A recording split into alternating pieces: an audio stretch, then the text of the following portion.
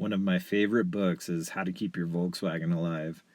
I love the art so much that I bought a septic book illustrated by the same Peter Ashwanden, even though I don't even have a septic.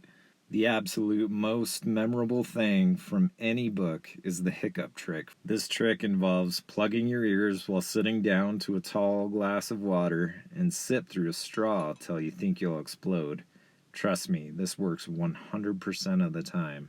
It doesn't have anything to do with keeping your VW alive or mechanics in general, but it's one of the coolest parts of the book. In this vein, I bring you the Flywheel Kettlebell. I've been trying to get a hold of various kettlebells for a while, but no one has them locally, at least nothing in heavy weights. I was reading The 4-Hour Body by Tim Ferriss, and he has a great DIY option called a T-handle that you put plate weights onto.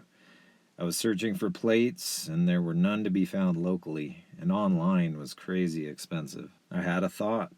What about using all those junk Subaru and VW flywheels I had laying around?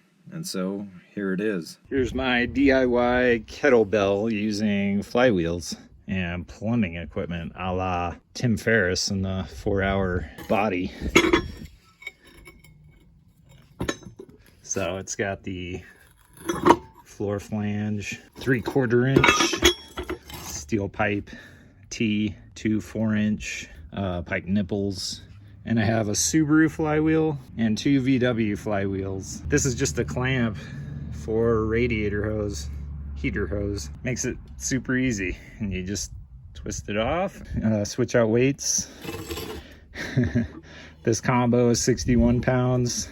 17 pounds. This one down here is 19. This Subaru one is 22 pounds. So this assembly weighs about 3 pounds.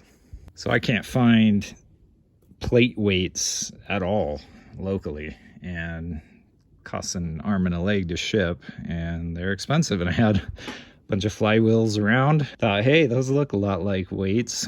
So I thought I'd give it a shot, and it works really well. Start saving all your junk flywheels, or go to a transmission shop if you don't have any, and build yourself a T-handle for cheap.